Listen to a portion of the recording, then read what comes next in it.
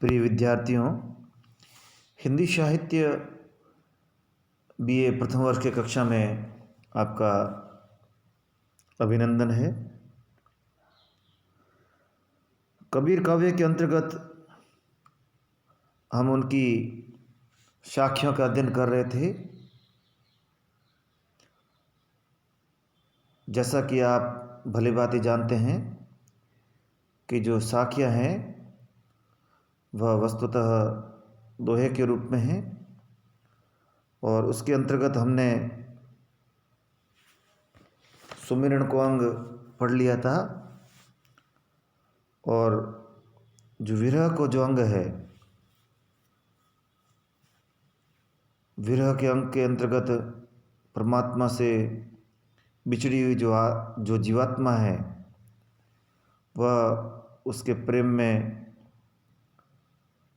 इस कदर डूब चुकी है कि अब उसके बिना नहीं रह सकती। तो ये जो वियोग है, ये जो विरह है परमात्मा से जीवात्मा का, उस वियोग में, उस विरह में जीवात्मा निरंतर तड़प रही है, विरह की पीड़ा को झेल रही है और किसी न किसी तरह से वह अपने प्रेमी परमात्मा से मिलन की उत्सुक है। और ये जो प्रेम की जो पीड़ा है, वियोग की जो पीड़ा है, विरह की जो पीड़ा है, वह इन विरह को अंग में कबीर जी ने साक्षात किया है। विरह को अंग के अंतर्गत ही हम गतांक से आगे पढ़ेंगे। दोहा इस प्रकार से है। जी सरी मारी कानी, सो सर मेरे मन बस्या, तिही सरी अजहु मारी, सर बिन साँच पाऊँ नहीं।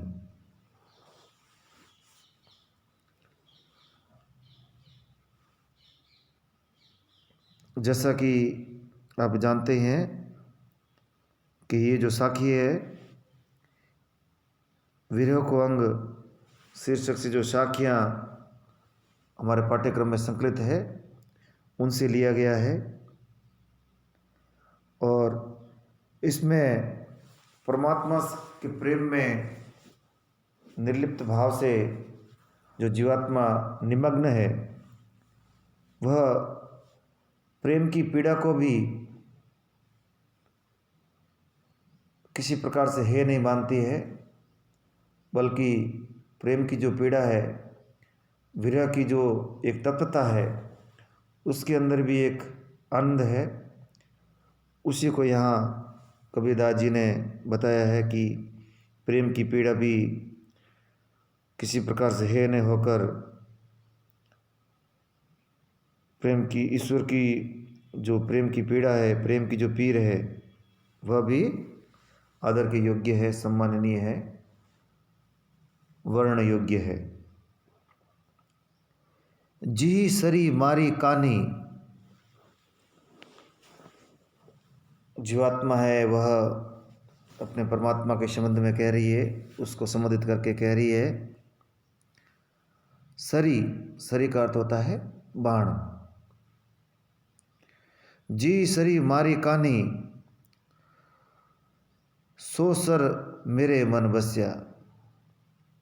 जीवात्मा परमात्मा को कह रही है कि हे प्रियतम, जिस बाण से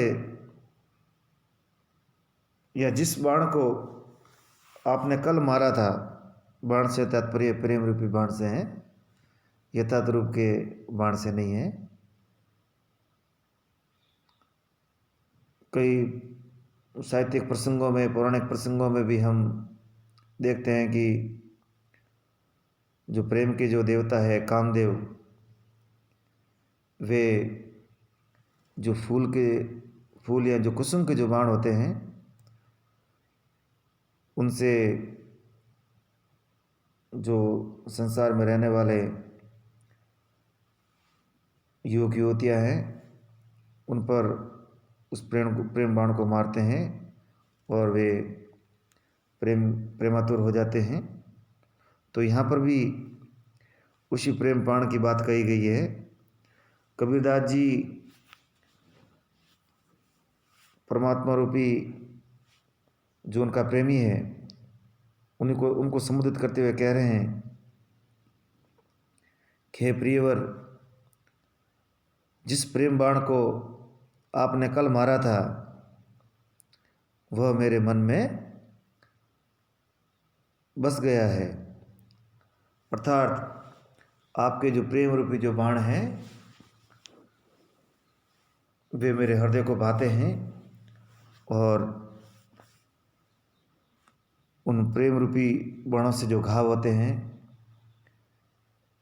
वे मेरे मन में बस चुके हैं, मुझे अच्छे लगते हैं, मेरे मन को भा गए हैं। तीसरी अजहु मारी, अजहु यानी फिर से, सर बिन साच न पाऊँ। कबीरदास जी कह रहे हैं कि हे प्रियतम, हे प्रियवर, वही बाण जो आपने प्रेम रूपी बाण कल मुझे जो मारा तो जो मेरे मन में बस चुका है, उसकी पीड़ा, उसकी जो कसक मेरे मन मस्तिष्क मेरे हृदय पर अभी तक छाई हुई है, वही प्रेम बाण आज फिर से मार दो, क्योंकि मेरा हृदय प्रेम की जो सच्चाई है, प्रेम का जो सच है, उस प्रेम की सच्चाई को तुम्हारे प्रेम बाण के बिना नहीं पा सकती। और उस प्रेम बाण को पाकर ही, उस प्रेम बाण का जो आघात जब मेरे हृदय पर लगेगा, मेरे मन मस्तिष्क पर जब उस प्रेम रूपी बाण का जब वार होगा, तभी मेरे मन को शांति मिलेगी। तो इस प्रकार से कबीरदास जी प्रेम की जो पीड़ा है, प्रेम की जो कसक है, उसका भी एक अपना अलग आनंद होता है। प्रेम में पड़ा हुआ व्यक्ति के लिए एक समय ऐसा आता है कि जब निरंतर विरह को झेलता हुआ जो प्रेमी है, प्रेम का कोई भी पक्ष हो सकता है, वह जब निरंतर विरह को झेलता हुआ एक समय ऐसा आ जाता है, उसके प्रेम में एक समय ऐसा आ जाता है, एक प्रकार की परिपक्वता आ जाती है, जब वह विरह ही उसके लिए आनंद का कारण बन जाता है। जो दर्द है वही उसकी दवा बन जाता है। महादेवी के काव्यों में और मीरा के काव्यों में इस प्रकार की जो विरह की जो पीड़ा है, उसका जो आनंद है, प्रेम की पीड़ का जो पीर है, उसका जो आनंद है, वो हम उनमें देख सकते हैं। तो उसी प्रकार का कुछ भाव कबीरदास जी ने यहाँ पे भी प्रकट किया है। प्रेम एक जब चरम सीमा पर पहुँच जाता है और प्रेम का जब अतिशय होता है, तब विरह की जो पीड़ा है वह भी प्रेम के समान लगती है, वह भी प्रेम के समान ही वर्णीय होती है, अच्छी लगती है, प्रिय लगती है। और जो परमात्मा से जीवात्मा जो बिछुड़ चुकी है, या दूसरे शब्दों में कहे कि जो भक्त है वो अपने जो परमात्मा है, जो ईश्वर है, उसकी जो विरह को झेल रहे हैं, वे भक्त भी इसी प्रकार से उनको आध्यात्मिक शांति मिलती है। कुछ इस प्रकार का भाव कबीरदास जी ने यहाँ प्रकट किया है। अगला, विरह भुवंगन तन बसे, ये परीक्षा की दृष्टि से महत्वपूर्ण दुआ है। विरह भुवंगन तन बसे, मंत्र न लागे कोई, राम वियोगी ना जीवे, जीवे तो बोरा होई। जिस प्रकार प्रेम का अपना अलग नशा होता है, उसी प्रकार प्रेम का जो पथ है वो इतना आसान नहीं है। प्रेम की डगर संघर्षों से भरी हुई है, उसमें सदैव मिलना संभव नहीं है। और जब हमारा जो प्रेमी है, प्रेम का जो दूसरा पक्ष है, प्रेम का जो आधार है, जब वो ईश्वर के रूप में हो, एक सूक्ष्म सत्ता के रूप में हो, एक आध्यात्मिक पक्ष के रूप में हो, तब इस यथार्थ संसार में, इसी शरीर में, शरीर के रूप में उस प्रेम के पक्ष से मिलना संभव नहीं होता है। उस दशा में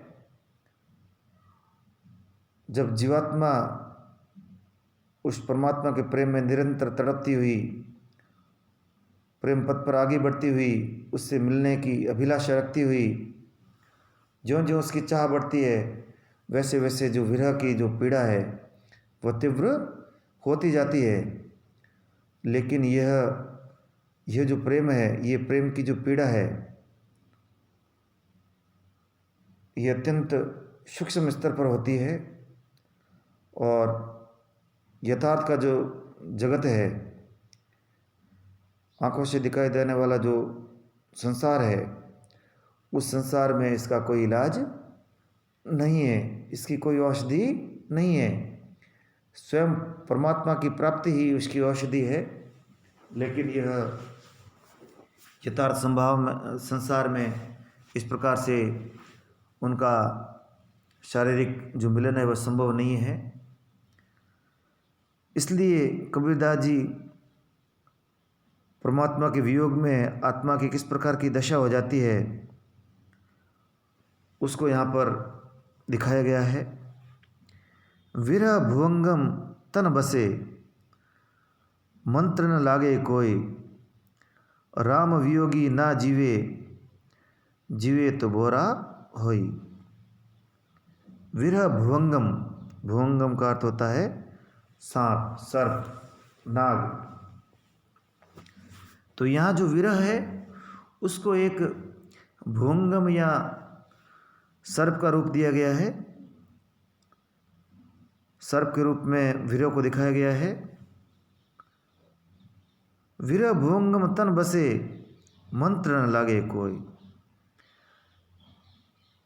विरह रूपी जो सर्प है वह जो प्रेमी जन होता है उसके हृदय में निवास करता है। विरह है वह प्रेम की कटु सच्चाई है, जिसे प्रेम की राह पर, प्रेम की पथ पर, प्रेम की डगर पर आगे बढ़ने वाले प्रेमी जनों को उस सत्य को, उस सच्चाई को स्वीकार करना पड़ता है। और न केवल स्वीकार करना पड़ता है बल्कि उस विरह को उन्हें झेलना पड़ता है, विरह की अग्नि में उन्हें जलना पड़ता है। और कबीरदास जी यहाँ पर उस विरह को एक सर्प का रूपक देकर उस सच्चाई को रूबरू करवाने का प्रयास कर रहे हैं। विरह भुवंगम तन बसे, मंत्र न लागे कोई। जो विरह रूपी जब सांप है, जब शरीर के अंदर बस जाता है, हृदय में निवास करने लगता है, मन मस्तिष्क पर आच्छादित हो जाता है, उस दशा में मंत्र न लागे कोई, उस समय किसी प्रकार का झाड़ फूंक काम नहीं करता है। वह निरंतर विरह प्रेम की पीड़ा को बढ़ाता जाता है। निरंतर उस विरह रूपी सर्प के डसने से जो प्रेम में डूबी हुई जीवात्मा है, उसके लिए प्रेम की जो पीड़ा है निरंतर बढ़ती जाती है। और उस दशा में उस प्रेमी जन पर, उस शरीर पर किसी प्रकार का कोई बाह्य मंत्र या कोई उपचार कार्य नहीं कर पाता है। मंत्र न लागे कोई, वहाँ पर अब कोई मंत्र काम नहीं करेगा। राम वियोगी ना जीवे, जीवे तो बोरा होई। बोरा ना यानी पागल हो जाना। कबीरदास जी आगे कह रहे हैं कि राम से, राम अर्थात परमात्मा से, निर्गुण ब्रह्म से, उस ब्रह्म निर्गुण ब्रह्म से, राम से वियुक्त होकर वियोगी कभी भी नहीं जी पाता है। जीवे तो बोरा होई, और यदि किसी प्रकार से जी भी लेता है तो वह पागल हो जाता है। यानी प्रेम का जो पागलपन है, प्रेम की जो सनक है, वह उस प्रेमी को, उस जीवात्मा को, उस भक्त को, उस साधक को संसार से अलग कर देती है। और उसकी इस मानसिक दशा को देखकर, ईश्वर के प्रति उसके तर्पण को देखकर दुनिया की नज़र में वह एक पागल हो जाता है। जिस प्रकार पागल व्यक्ति होता है, उसको संसार की किसी प्रकार की रीति रिवाज, लोक लज्जा इत्यादि से कोई फर्क नहीं पड़ता है, उसी प्रकार से जो भक्त है, जो साधक है, जब वह अपनी साधना में, अपनी भक्ति में इतना लीन हो जाता है कि वह संसार से बेखबर हो जाता है। अब संसार के लिए उसका कोई मायने नहीं है, और न ही वह संसार को महत्व देता है। और जब संसार के लिए वह इस प्रकार से अलग हो जाता है, उसकी मानसिक दशा को देखकर, उसकी स्थिति को देखकर लोग उसे पागल की संज्ञा दे देते हैं।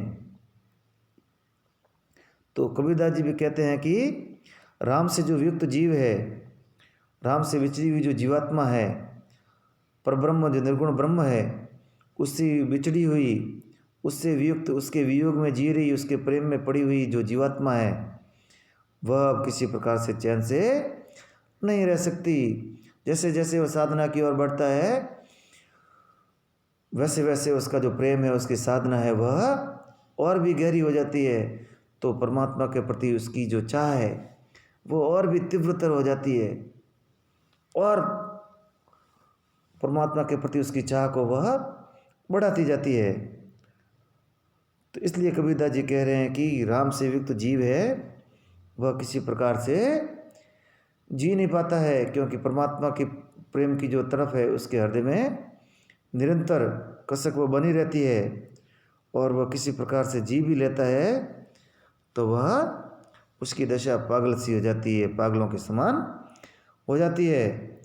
अर्थात जो सांसारिक जो विषय है, जिसे हम दुनियादारी कहते हैं, सांसारिकता कहते हैं, उन सांसारिकता के प्रति, दुनियादारी के प्रति जो उसकी जो दृष्टि है, वह भिन्न प्रकार की हो जाती है। वह विषयों की ग्रहण की दृष्टि से पागल सा हो जाता है। तो इस प्रकार से यहाँ पर दिखाया गया है कि जो सर्प का जो दंश है, उसको तो किसी प्रकार से तंत्र मंत्र के द्वारा, झाड़ फूंक के द्वारा वश में किया जा सकता है, परंतु जिसे ईश्वरीय वियोग का सर्प डस लेता है, वह किसी प्रकार के मंत्र से शांत नहीं होता है। ईश्वर की प्राप्ति ही, परमात्मा से उस जीवात्मा का मिलन ही उसको शांत कर पाता है, अन्य इसका कोई उपाय नहीं है। धन्यवाद।